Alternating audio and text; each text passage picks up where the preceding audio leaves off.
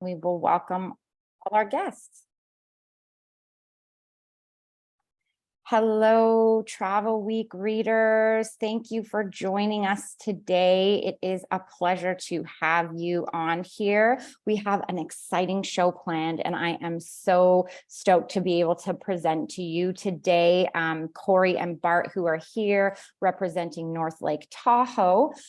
They will do more formal introduction shortly, but in the meantime, I just wanted to go through a few notes of housekeeping before they begin. So first off, we have an amazing prize planned today for participation in the webinar. For those agents who stay through to the very end of today's webinar, you will be eligible for a $100 Visa gift card. Very exciting. Woot woot. We will get in touch and announce the winner after the webinar is over for today. Again, as always, if you have any questions during today's webinar, please pop that into the Q&A box at the bottom, and I will come back on at the end of the webinar and ask any questions for you on your behalf. So don't be shy. This is your time. And I know Bart and Corey are really looking forward to answering any questions that you have. So please do that there. I think that is all for our housekeeping today. And so without further ado, I am first going to pass you over to Corey Marshall, who is the account director for North Lake Tahoe for Canada. And I will see you all again at the end of the show. So thanks so much for being here, Corey and Bart. And Corey, take it away. Thanks so much. We always love our partnerships with Travel Week and, of course, the Canadian trade community. We're really excited to be here today. And in case anyone wasn't aware, our firm, Connect Kiwi, was, engaged by North Lake Tahoe in February of last year. So Tracy Zeisberger and myself are your contacts and your conduits between the North Lake Tahoe and Bart and Incline Village, who's going to talk to you in just a moment. And of course, yourselves, the Canadian trade community. What a spot, what a backdrop North Lake Tahoe has for so many Canadians, and so much on offer year round that Bart's going to take you through. But if you haven't yet checked my co-host today's Bart Peterson's Instagram page, what he does is resonates all things Lake Tahoe. And he's a true adventure enthusiast. He skis, he kayaks, and he does all kinds of things in and around the lake. And I'm really excited to hear all of his updates about everything that's on offer today. He's been with the organization for 7 years, but before that worked in the tourism and hospitality industry, from all things like at Kirkwood Resort, and he has been a whitewater guide. And so is truly an expert in outdoor adventure. And it gives me great pleasure to introduce Bart Peterson, who's going to be our expert from Incline Village, live on location today at North Lake Tahoe. Bart, take it away. Thanks for that intro, Corey. We're thrilled to have you and Connect Kiwi as our representation in market for our friends to the north. And I'm thrilled to be here with you all today and share the destination of North Lake Tahoe with you. So I'm going to tee up a quick PowerPoint here.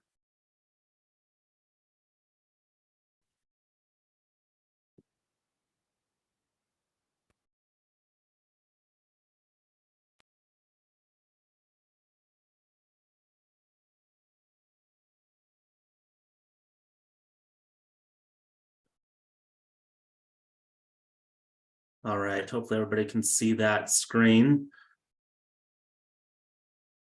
Yep, we can see it, Bart. There we go. Awesome. Perfect. I'm going to roll a quick intro video here to get you all familiar with the destination. Escape to a place where you can truly connect with nature, where crystal blue waters meet towering mountains, and picturesque landscapes are uniquely touched by the seasons. It's nature at its best. From summer to winter, fall to spring, day or night. Every season creates the perfect playground for world-class adventure. So dive in, lift your spirits, take a deep breath, and share a smile. Fall in love a little more. Gather for good times. Make memories that will last a lifetime. And feel what it's like to be on top of the world. North Lake Tahoe. It's human nature.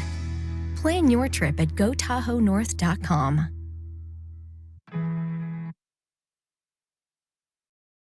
All right, that was just a quick overview. So from what you can tell there, we are a year-round destination. So our peak seasons are summer and winter. So things really kick off here around the 4th of July and go through the first weekend of September that we're approaching here. So things have been busy, particularly on the weekends, but we're approaching a really nice time of year. September, October sees very comfortable temperatures. The visitation falls off a bit, so it's easy to get into restaurants and book tours and get out on the lake kayaking and paddleboarding with a bit more calmer water. So that would be the summer season, and then winter really picks up around Christmas. Peak week there, Christmas through New Year's, and then we're pretty steady all the way through February.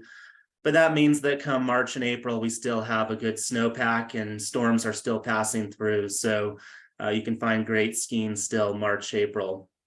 So first of all, a little bit of the lay of the land here.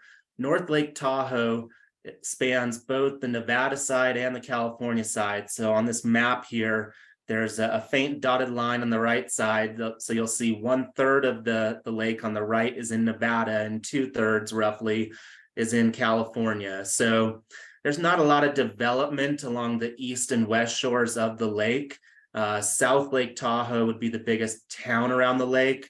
That's where you find the ski areas of Heavenly and Kirkwood, and also the great big casino. So a bit more of a party atmosphere down there. Whereas in North Lake, we're the kind of destination where you play hard during the day, you enjoy a fine dining meal on the shore of the lake, and then you rest up and do it again the next day. So the lake itself is massive in scale. It's 115 kilometers around. It's 35 kilometers long and 19 wide. So really massive. And it's 500 meters deep at its deepest. So once you see the lake, it really speaks to the soul. But real quickly, before we dive into those 12 towns, I'll kind of point out where we're at. So when you look on the right side of the map there, Incline Village is on the Nevada side. That's where the Hyatt Regency is located. It's also where you have access to Sand Harbor State Park. Moving over to Crystal Bay, that's our hub of nightlife on the North Shore. It's right on the border of Nevada and California. So we have the Crystal Bay Club there that has a lot of live shows passing through. So real fun time there. And then what's coming up in 2027, we're expecting a Waldorf Astoria. And then 26, we're having a historic property come back online. That's called the Cal Neva, named because it's on the border of California and Nevada. And that property has a real storied past of Frank Sinatra and the Rat Pack and Marilyn Monroe spending time there. And they have tunnels beneath the property to guide those parties out to the docks, and there's all sorts of stories that come with that. So we're excited for that one to come back online. Moving over further to the left, you hit Kings Beach. That's a fun little downtown area with some great boutique shopping and also a public beach. And then if you move over to Tahoe Vista, that's where you have some great kayak and paddleboard options. Moving over to Carnelian Bay, that's where you have some fishing charters that depart from there, as well as some dog-friendly beaches. And then Tahoe City would be the largest town on the North Shore, so great public beach there, and then more boutique shopping and art galleries and some good wine bars there. Then you move up into the mountains, and that's only 10 minutes away. You have Alpine Meadows, which in the summertime has horseback riding and fly fishing. And they also have the longest ski season in the winter. They're part of Palisades Tahoe, which extends up to Olympic Valley. And then you move over to North Star, and that's where we have our ski area of North Star, California. And then lastly, moving down the West Shore, you have Homewood and Tahoma. The West Shore is less trafficked, so you're kind of off the beaten path down there. Again, some fantastic beaches, kind of a local ski area called Homewood there. And you're near to Emerald Bay down there on the southwest end of the lake. And that's one of the most photographed spots around the lake. I say it feels like a Norwegian fjord because it's wrapped in big granite peaks. And it's also where you find the only island around the lake. So the climate here we have in California, Nevada is a lot of sunshine, over 300 days a year. But what's really fun about that is we have big winters. We just came off of an epic one last winter, but on average, we receive 15 meters of snowfall here in the Sierra Nevada mountains. So this is the first mountain range that storms hit when they come in off the Pacific Ocean. And with that, they deliver a tremendous amount of precipitation. And that snow also bonds really well to the mountains here. So we have a nice snow quality.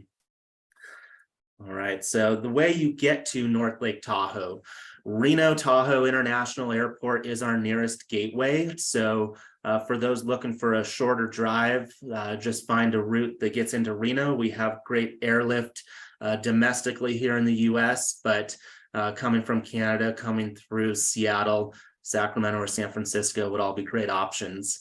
The opportunity that is afforded here is that you can do a bigger fly drive itinerary and experience the Northern California coastline, that rugged shoreline. You can experience the art and culture of San Francisco, maybe dip into Napa or Sonoma for some wine tasting, or even a hot air balloon ride over the vineyards here like I have in the photo below. And then Sacramento Airport is only 2 hours away. So you have plenty of options to reach us, and lots of itinerary development to be had here in our region.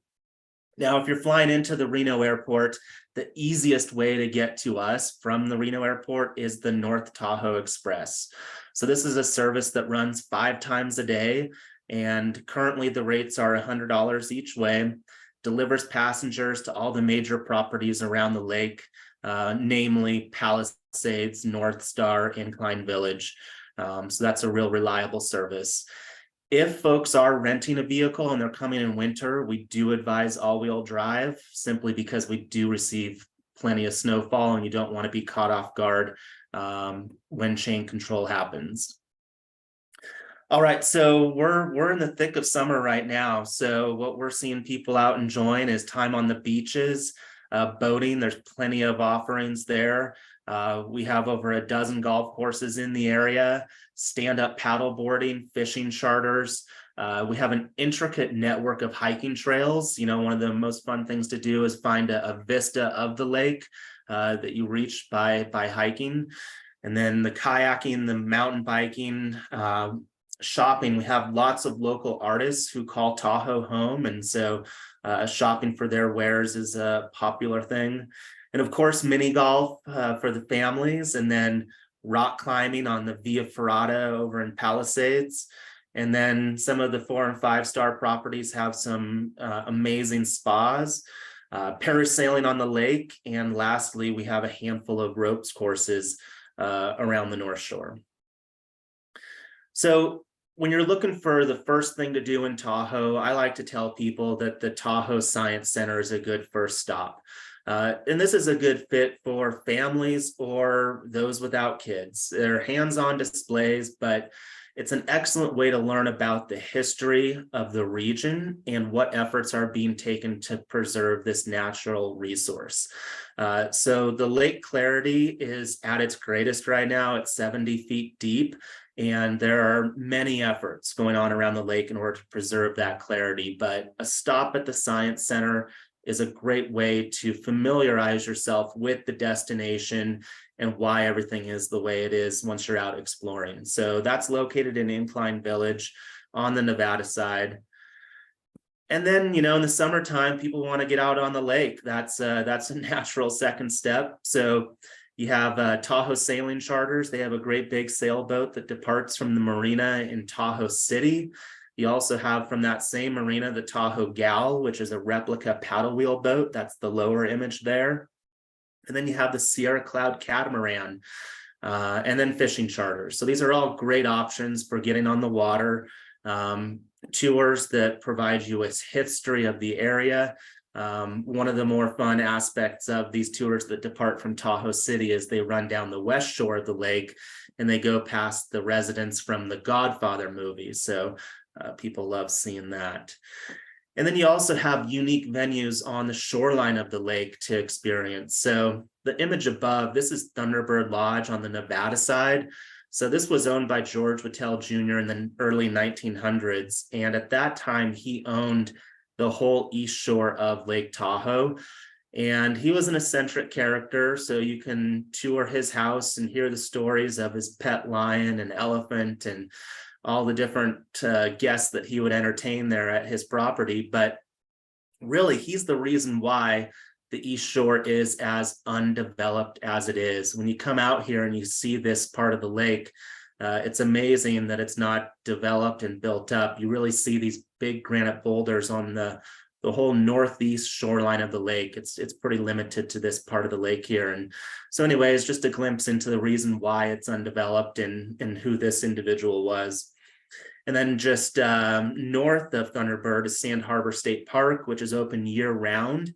A fun thing they do in the summertime is a Shakespeare festival, and that happens at an outdoor amphitheater, which faces southwest. So you get the sunset behind the stage while you're watching a Shakespeare performance. And then also the beaches there are busy all summer long, but then in the wintertime, there's a fun thing that happens where there's horse-drawn sleigh rides on the snow-covered beaches there.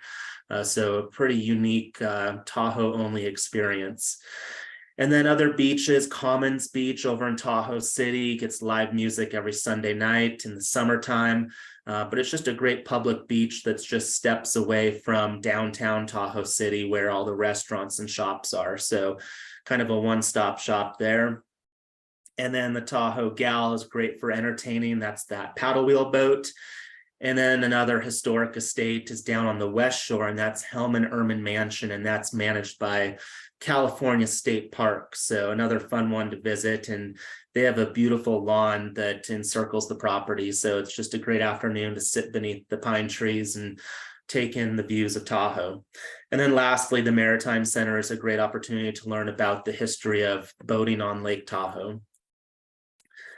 So dining in Lake Tahoe, this is one of my favorite things because we're sourcing everything locally here. You know, we have the produce coming from the California Central Valley, and then you have beef coming from the Nevada, the cattle in Nevada. So all locally sourced, but you have some amazing restaurants right on the shores of Lake Tahoe here. The image that we're looking at to our left is Sunnyside. And then the wooden boats, that's a part of Tahoe culture here, as everybody has their woodies and they put them on display outside of these restaurants, and they're just pieces of art to look at. So plenty of options, but Big Water Grill over in Incline is a popular one. That's more of an elevated view of the lake. Truckee is an old railroad town, and they have kind of their old town that the facade of the buildings looks like the late 1800s, and they have the wooden sidewalks. And with that, they have a great restaurant scene there with Pianetta and Moody's being some favorites. Again, Sunnyside, that's the image here we're looking at. Just south of that is the West Shore Cafe, which is another fine dining restaurant right on the lake.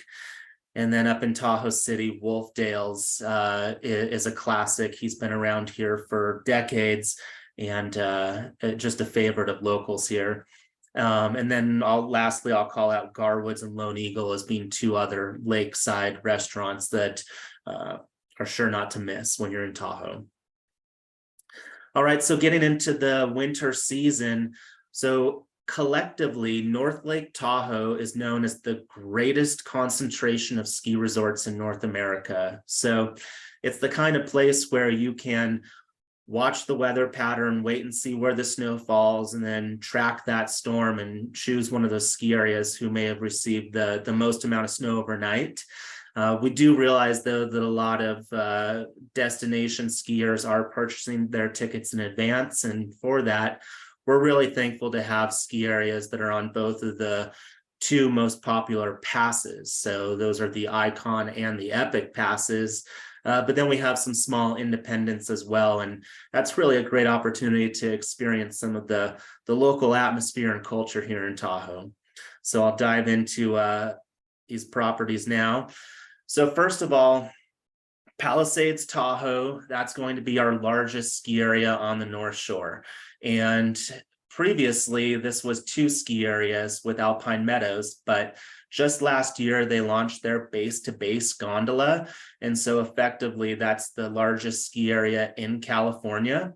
And what's nice about that is, particularly on the weekends, they're moving skiers around the mountain far better. So the ski experience has improved. You're not waiting in lift lines for very long, and you have plenty of terrain to choose from.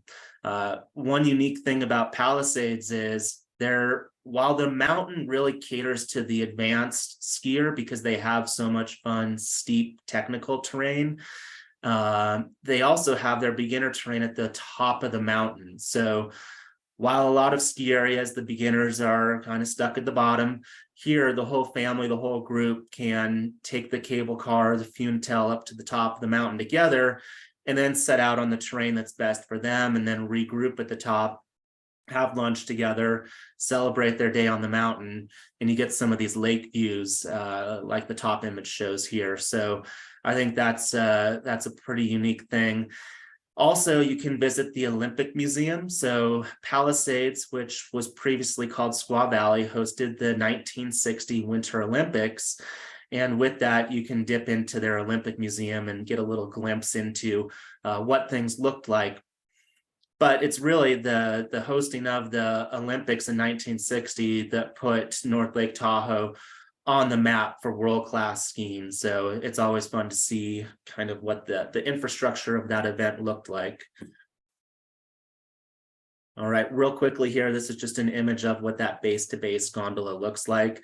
And what I'll call out here is that you have the ability to offload at the summit, which is the top of KT22, which for skiers know that's the most iconic terrain at Palisades. It's been made famous in many ski films, and people from all over the world aspire to ski this terrain. So you can not only access that terrain from the KT22 lift itself, but also from the base-to-base gondola. So that's a good aspect. So your options for accommodations within Olympic Valley are across 4 different properties. So Village at Palisades is right in the heart of the village, so centrally located to not only the skiing, but also the dining that's available there and the nightlife. And then on the side of the valley, so a little bit out of the path there, is Everline Resort and Spa, and this is what was the resort at Squaw Creek. They just rebranded back in March, so this is a new name, but this is an amazing 4-star property.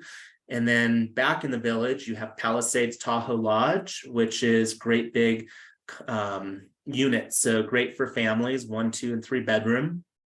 And then lastly, Plumpjack, which is also a winery in Napa. And so with that, they have a really nice wine bar.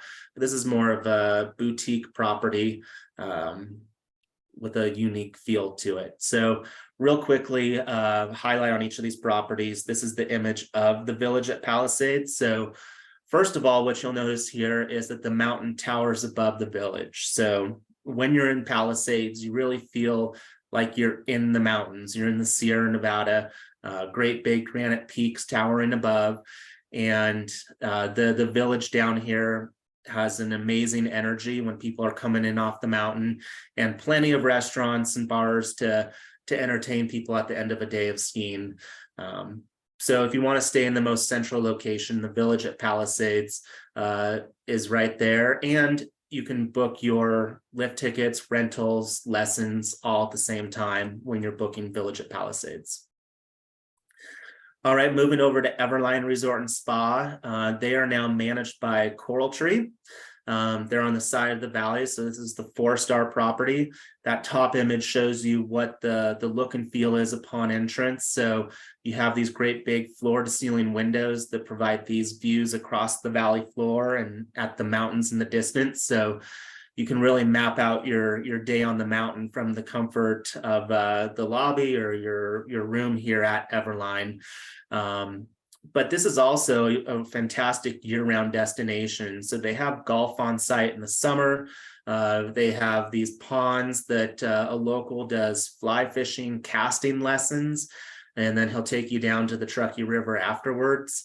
From Olympic Valley, there's a bike path that runs along the Truckee River, and it connects to Tahoe City. So that's a popular summer activity. and they rent e-bikes here at Everline to make that even easier. And then that ice skating rink that you see in the lower image, that becomes a hub of activity in the summertime for, they have like the life-size chess and the beanbag toss and all sorts of games going on out there. So really a year-round destination, peak season being winter, but that presents the opportunity for off-peak rates in the spring, summer, and fall. All right, moving over here to Palisades Tahoe Lodge, ski and ski out property, just adjacent to the village. And again, this is the one with the larger unit, so this would be a good fit for families. And then lastly, that boutique property with Plumpjack here, which is just across the street from the village. So really, really quaint little rooms here. And again, that wine bar, which is a popular spot to visit, even if you aren't staying here at the property. All right, one of the signature events that happens each spring, it returns year over year, is Winter Wondergrass, and that happens here at Palisades. So if you have folks that are out in our area come early April, this would be one to look up. It's a great opportunity to see some local bands and mix it up with some locals. So this is a really fun event for our region that we're happy to see return year over year. Okay, so that was all the mountain village of Palisades, which is on the Icon Pass, which I did not mention. 3 hours south of us is Mammoth Mountain. So the ability to ski Palisades and Mammoth on the same pass, being the Icon Pass, is a great value. So now we're moving over to North Star, which is on the Vail-owned Epic Pass. And I think what's important to note here is that down in South Lake Tahoe, there are 2 epic mountains with Heavenly and Kirkwood. So throughout Tahoe, you can ski 3 ski areas, all on the Epic Pass. But here on the North Shore, we're really happy to have North Star. This is a very family-friendly ski area. Vail Resorts is known for their excellent customer service, their excellent grooming technique. So you'll find the terrain very well manicured here. And again, that excellent customer service that Vail Resorts has been known for. So accommodations within the North Star Village, you have 4 here. So North Star, that's the image there. That's their village, which has an ice skating rink that's encircled by all their shops and restaurants, and then their high-end condominiums above. And then mid-mountain, you have the Ritz.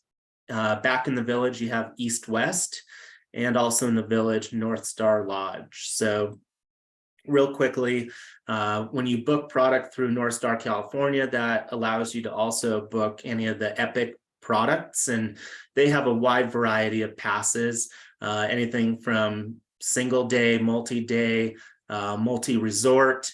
And, there are ski areas in Canada that are on their pass, namely Whistler. So, you have to be selective about which pass you purchase to ensure that it has the flexibility to visit other resorts. And I'm happy to talk through that with you. But this would be our Epic Pass product for accommodation here in North Star Village. Then when you move up to mid-mountain, so kind of off the beaten path, is the Ritz-Carlton. So this property was built in 2009, so relatively new build, and they have 170 rooms here. They are ski in, ski out, and they really take ski concierge to the next level, where they'll have your boots sitting on heaters overnight. When you call down in the morning, they'll have your skis sitting on the snow waiting for you. So just a real luxurious feel and service here at the Ritz. And they're currently wrapping up a renovation to their rooms, which they've gone for a lighter, brighter feel. So we're excited for that to wrap up here in November, just in time for the ski season. And then back in the village, you have East-West Hospitality. So these are great big rooms, 4 to 5 star. And super convenient, being that they're right in the heart of the village. So if you're a fan of East-West and they have properties all over ski areas, there's not a better way to go. So we're really thankful to have North Star here. or east-west in the North Star Village. And then we're going to move into some of our smaller ski areas. So Mount Rose would be the ski hill that's nearest to Reno. So what's fun about this is it's the kind of place that you can ski on the same day that you fly. If you get in early enough, you can get some afternoon runs in on the mountain, or if you're flying later, you can get some turns in the morning. So it's only about 20 minutes from Reno, and they have a new lake view chair that has some nice views of the lake. But they're also known for having the highest base elevation. So with that, they receive some of the lighter, drier snow across the area. And being that they're nearest to Reno, you get a real Reno local feel. And, just real quickly on Reno, it's not the mini Vegas that it used to be. They've really invested a lot in their Riverwalk area, and also their Midtown area has a real fun dining scene, as well as craft cocktails, craft beers. So the Reno that you may have in your mind from 20 years ago is definitely not the same Reno that it was, and certainly worth visiting when you're coming and going through Reno. But it's fun to mix it up with some of the Reno locals here at Mount Rose. All right, now for two of our ski areas that are right near the lake, and it provides a sensation that feels as though you're going to ski into the lake, in fact. So down here on the West Shore, you have Homewood, and the smaller ski area at 1,200 acres. But again, it's all about the lake views here. So I really encourage people to make this a first stop in Tahoe, because while you do have some small lake views from Palisades and North Star, here at Homewood, you really feel like you're in Tahoe when you're skiing down, and you feel like the lake is just right there below you. So it really makes you know that you're in Tahoe. And then another one is Diamond Peak. So this is over here in Incline Village on the Nevada side. Again, a little bit smaller, but you have these phenomenal lake views. You have a mid-mountain lodge that has wraparound deck with 180-degree views of the lake. So again, it just lets you know that you're definitely in Tahoe at this point when you're taking in these views of the lake. And then just down the hill from Diamond Peak is the Hyatt Regency. So this is our 4-star lakefront property. So they have 420 rooms in their main tower. And then along the shores of the lake, they have their fine dining restaurant, the Lone Eagle Grill, as well as their cottages. So those cottages are actually a really great value in the wintertime because their peak season is summer. But I have to say that it's really fun to see a snow-covered beach right from the comfort of your lakefront cottage. And also, in addition to being only 5 minutes from Diamond Peak ski area, they're pretty much equidistant to North Star and Heavenly. So for folks that are on the Epic Pass, that don't have to be ski in, ski out, and want that Tahoe experience of being on the shores of the lake, this is a very central property, and they're off peak in the winter time. So you can get a great value here. And again, they're only 10 minutes from Sand Harbor State Park, where those horse-drawn sleigh rides go on. So plenty of options there. And I should note that non-ski activities extend beyond the sleigh rides. We have a couple of snowmobile outfitters. We have people that rent snowshoes and cross-country skis. And there's a lot of different places that you can go and get a beautiful view of Lake Tahoe from snowmobile or snowshoes or cross-country skis. So plenty of non-ski activities as well. All right, so as I wrap up here and prepare to take questions, I just wanted to provide some of our handles so that you can follow us. My email is listed there below. So if you'd like to ask me any questions directly, please feel free to reach out. I'm on LinkedIn if you'd like to connect there. And with that, I'll turn it over for questions. Thank you so much, Bart. That was an amazing presentation. So many great places to visit in North Lake Tahoe through all the seasons. So I really loved learning more about this fabulous destination. We do have a few questions here from some of our agent participants. The first one is from Angela, and she noted that you may have already answered this, but we thought just to be sure we would ask. The closest ski resort to the airport, would that be Mount Rose where Reno is, or is there other ski resorts closer to another airport? Maybe you want to elaborate there. Absolutely. So Mount Rose is the nearest, 20-25 minutes away from Reno. You can definitely fly or ski on the same day that you fly, which is just a fun novelty. I will say that North Star is only about 45 minutes away, so that's within range as well and helpful if you're on that Epic Pass. And then Palisades, not much further, about 50-55 minutes. So they're not that far from the Reno airport. They're all straight shots on Highway 80 to 267 or 89 to Palisades. Getting up to Mount Rose is a high mountain pass, but they do an excellent job of getting that snow off the roads. So yeah, depending on your flight time, you can reach most of them within the same day of flying, but Mount Rose is the nearest.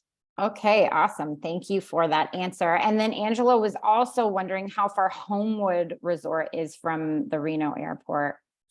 Yeah, Homewood would be the furthest. Homewood's the kind of place that you would add on to a Palisades experience. So if you're already on that northwest side of the lake, it's a bit more within range. And with that, it opens up the opportunity to explore the west shore of the lake, which the road runs right on the shore of the lake. So you get these beautiful lake views. In the morning, you're watching the sunrise over the eastern side of the lake, and you could even push down to Emerald Bay and take in those views from Homewood with ease. So it does open up kind of a little bit more of an itinerary there. But yeah, you wouldn't necessarily be going to Homewood from Reno unless you were really setting out to do that specifically. Okay, great. Thank you. That's a helpful answer. And then last, we had a question from Lida, which was about the best times to visit. And so I thought maybe because North Lake Tahoe has great things to visit in the summer and in the winter, I thought maybe we could talk a little bit about like off season versus busy season, and in both the summer and winter months, and get an idea there of good times to visit for those purposes. Yeah, absolutely. Kind of like I started with, as we approach September, October, this is one of the more enjoyable times of year, just because the weather pattern is still very pleasant. Our daytime temps, while not hot, it's certainly not cold. It's 65, 70 degrees. During the day, it will start cooling off at night, but the ability to book a tour, to get out on the lake, to go rock climbing, rent a mountain bike, you can do all of those things with ease this time of year, and simply getting around is easier. So I would encourage people that have the flexibility to travel during those months to take a look at visiting September, October. November, we start to approach snowfall, so be prepared for that. We're always hopeful to be skiing by the Thanksgiving holiday. And then December, the snow is stacking up. By January, we have a pretty good base developed.